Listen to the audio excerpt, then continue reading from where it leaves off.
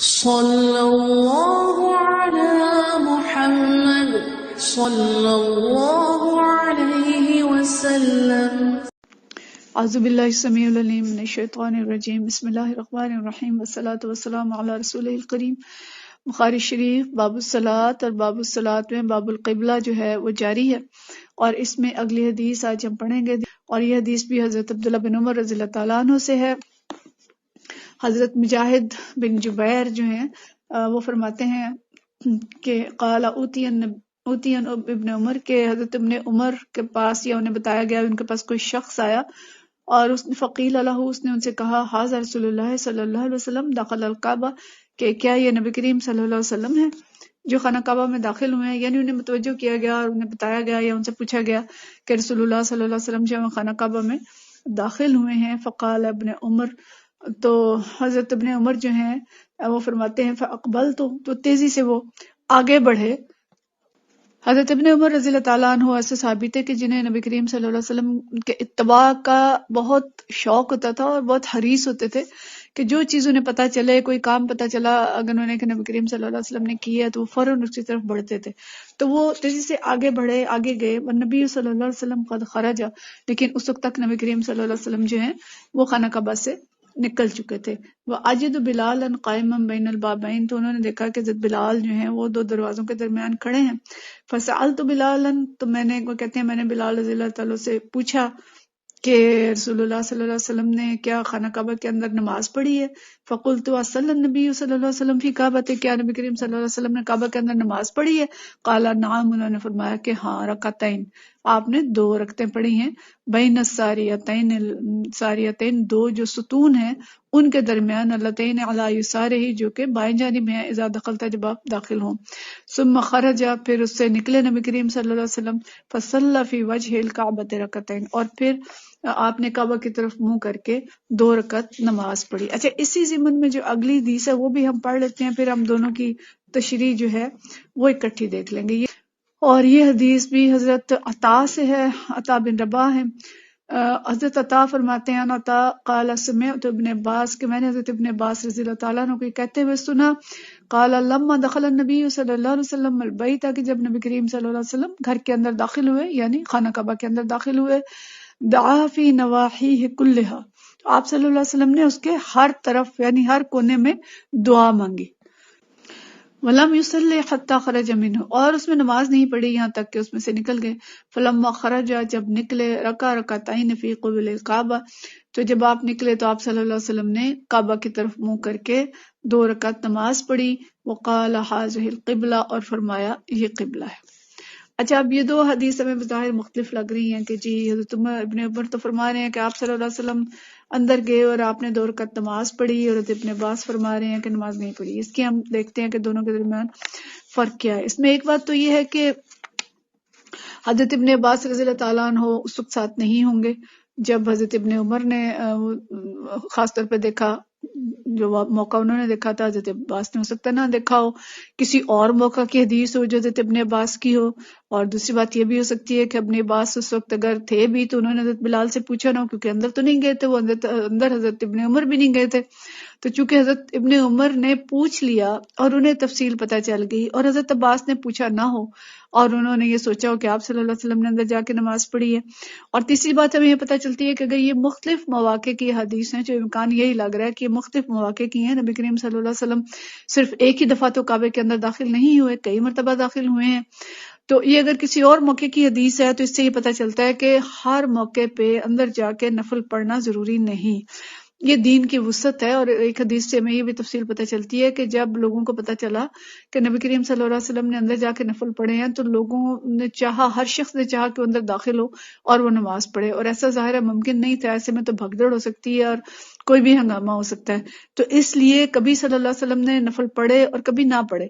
کہ ضروری نہیں ہے کہ نفل پڑھے جائیں، نہ وہ سنت ہے نہ وہ لازم ہے کہ اس کے لیے جدوجہد کی جائے اور اس کے لیے کوئی رش اکٹھا ہو یا مشکل میں امت کو ڈالا جائے۔ تو ایسا بھی ہو سکتا ہے کہ اگر کسی کو موقع ملے اور نفل پڑھنے کا وقت نہ ہو تو وہ صرف جا کے ہر کونے میں دعا مانگ لے تو وہ بھی اس کے لیے کافی ہے، اور اگر کسی کو موقع مل جاتا ہے نفل پڑھنے کا تو اس کو اس سنت کو بھی ادا کرنا چاہیے۔ تو یہ حدیث کے اندر کوئی تعارض نہیں ہے، کوئی اختلاف نہیں ہے، بلکہ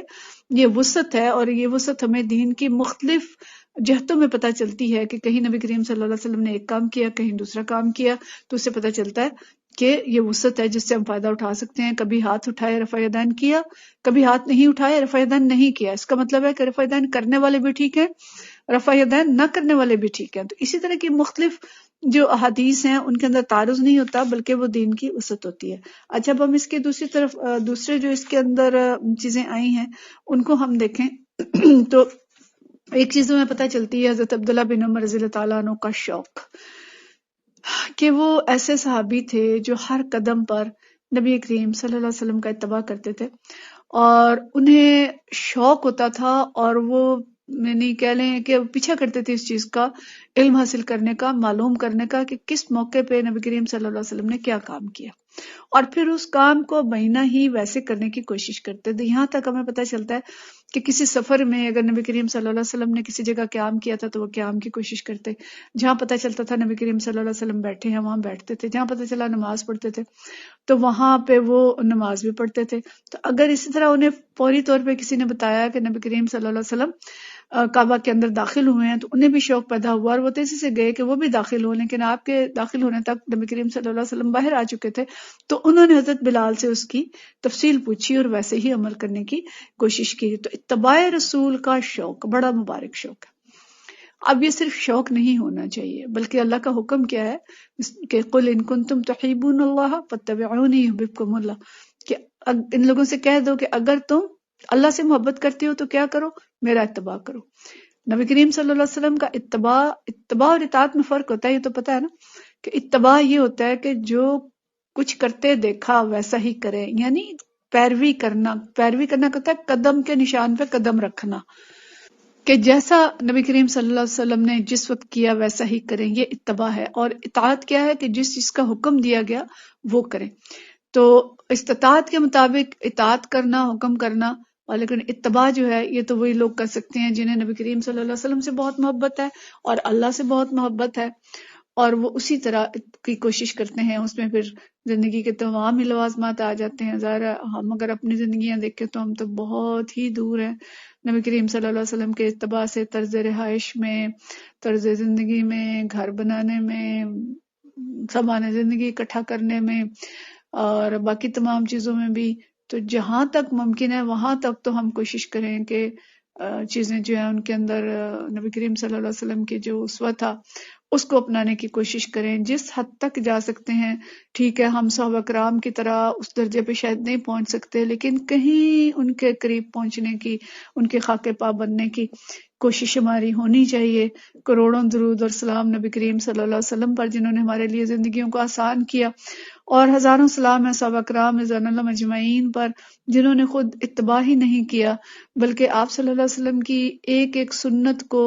محفوظ کیا، ہمارے لیے اس کو بیان کیا، اور ایسا اسوہ چھوڑ کے گئے اور ایسا علم ہمارے لیے چھوڑ کے گئے کہ ہم ان سیرت پاک کو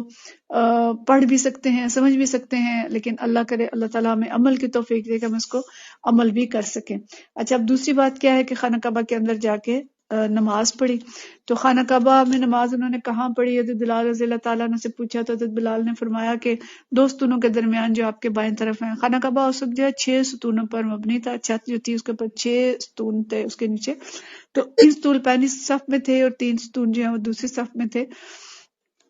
تو نبی کریم صلی اللہ علیہ وسلم پہلی صف میں کھڑے ہوئے اور 3 میں سے 2 ستون جو ہیں وہ آپ کے دائیں طرف تھے اور 1 ستون آپ کے بائیں طرف تھا، یعنی ان ستونوں کے درمیان کھڑے ہو کے آپ صلی اللہ علیہ وسلم نے 2 رکعت نماز نفل پڑھی۔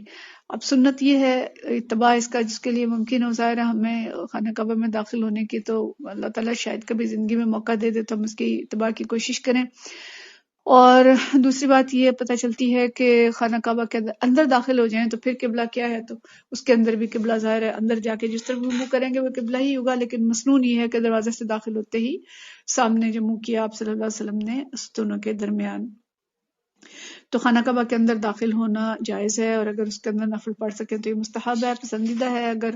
ایسا ہو سکتا ہو۔ اور دوسری بات یہ کہ اگر نفل نہ پڑھے جا سکتے ہوں تو تمام گوشوں میں جا کے دعا کرنا اور اللہ تعالیٰ سے مانگنا، یہ اس کی یعنی اس کے اندر کی جو عبادت ہوگی وہ یہ ہوگی۔ لیکن اصل میں جو حدیث آئی ہے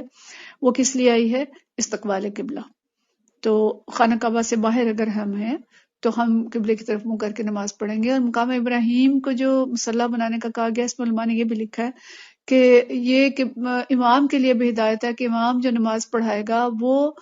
جو دروازہ ہے خانہ کعبہ کا اس کے سامنے کھڑا ہو کے پڑھائے گا، یعنی مقام ابراہیم کی سائڈ پہ کھڑا ہوگا۔ اگرچہ باقی